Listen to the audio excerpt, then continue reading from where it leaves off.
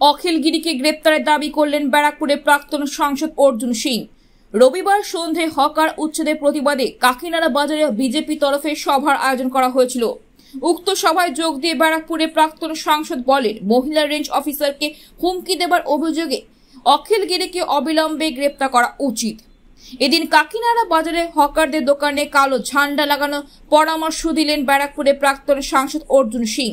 এমনকি উচ্ছেদের বিরুদ্ধে রাস্তায় নেমে আন্দোলনে তিনি হুঁশিয়ারি দিলেন। তিনি বলেন, 1 মাস ধরে ব্যারাকপুর লোকসভা কেন্দ্রের প্রতিটি বাজারে তারা সভা করবেন। শেষে উচ্ছেদের প্রতিবাদে পুলিশ কমিশনারের কাছে স্মারকলিপি জমা দেবেন। এদিন তিনি জগদ্দলের বিধায়ক সোমনাথ শ্যামকেও নিশানা করেন। হকারদের ওপর বুলডোজার চললে বিধায়কের বাড়ি ও অফিসে রেলের বুলডোজার চলবে, কারণ তার বাড়ি ও অফিস রেলের জায়গার ওপর অবস্থিত। প্রাক্তন সাংসদ ছাড়াও এদিন সভায় হাজির ছিলেন ভাটপাড়া বিধায়ক পবন কুমার সিং, ভাটপাড়া 10 নম্বর ওয়ার্ডের কাউন্সিলর সত্যন রায়, বিজেপি নেতা প্রিয়াঙ্গু পান্ডে ও সঞ্জয় সিং, প্রাক্তন কাউন্সিলর সোহন প্রসাদ চৌধুরী, ভাটপাড়া বিধানসভার আহ্বায়ক প্রদ্যুৎ ঘোষ প্রমুখ। অখিল গিরিকে ইমিডিয়েট গ্রেফতার করা উচিত, কিন্তু ক্ষমা চাইতে রাজি নয়।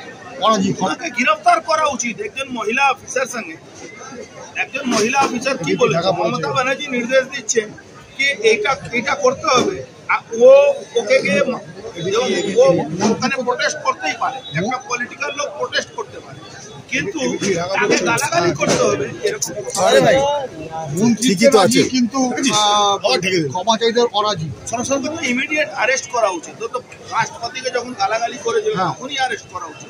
তখন তো কিছু হয়, তার হয়ে মাতাল সারাদিন মদ খেয়ে থাকে। পদক্ষেপ নিচ্ছে না কেন?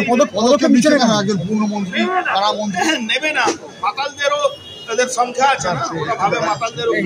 এর আগে মুখ্যমন্ত্রী ওর হয়ে ক্ষমা চেয়ে নিয়েছে, অখিল গিরির হয়ে। সেটাই তো বলছি, মুখ্যমন্ত্রী কত লোককে বাঁচাবে, পুরো ক্যাবিনেট তো জেলে ঢুকবে। প্রত্যেকটা বাজারে মিটিং করবো 1 মাস ধরে, তারপরে পুলিশ কমিশনারকে ঘেরাও করবো। টিটাগড়ে বিবেকনগরে দেখা গেছে যে সরকারি পুজো অনুদান একজন সম্পাদকের ফান্ডে ঢুকেছে 70,000 টাকা। কাউন্সিলরের স্বামী তার অ্যাকাউন্টে টাকা। কাউন্সিলরের স্বামী অ্যাকাউন্টে শুধু পূজা অনুদান কেন? আপনি কাউন্সিলরের স্বামী, কাউন্সিলরের দেবর, পঞ্চায়েত মেম্বারের জেঠা, তাদের নামেই অন্য লোকের বাড়ি টাকা ঢুকে যায়। বাড়ি অন্য লোকের নামে পারমিশন হচ্ছে, টাকা ঢুকে ওর অ্যাকাউন্টে। এখানে তো একটা সিস্টেম আছে, আপনার নামে স্যাংশন হবে, টাকা ঢুকবে আমার নামে। অখিল গিরির বিষয়ে কিছু প্রতিবাদে নামবে বিজেপির পক্ষ থেকে?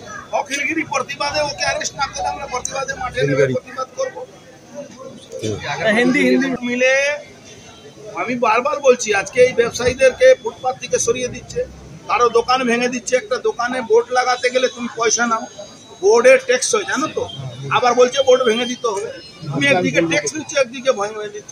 যারা এখানে ফুটপাতে আছে তাদের হকার লাইসেন্স আছে, তারা হকারে, তাহলে তুমি কি করে একদিকে অথরাইজ করছো তারপরে ভেঙে দিচ্ছ কি করে? একদিকে তুমি অথরাইজ করেছো, একদিকে ভেঙে দিচ্ছ, এটা কোন আইনে আছে? পিডব্লিউডি রোডে মিউনিসিপ্যালিটি কি করে করছে? আজকে পিডব্লিউডি রোডে টোটো চলছে আর পয়সা নিচ্ছে কি পৌরসভা, কিসের জন্য? কোন আইনে?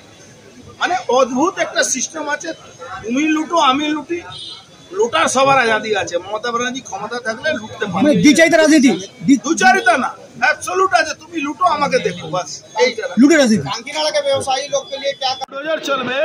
তার নিজের বাড়ি রেলের জায়গাতে আছে, তার অফিস রেলের জায়গাতে আছে, তার রিলেটিভের স্কুল রেলের জায়গাতে আছে, তার দিদার বাড়ি রেলের জায়গাতে আছে। এখানে বুলডোজার চলবে এই গরিব মানুষের উপরে? ওর বাড়িতে বুলডোজার চলবে না? রেলের থেকে চলবে, ওখানে চলবে।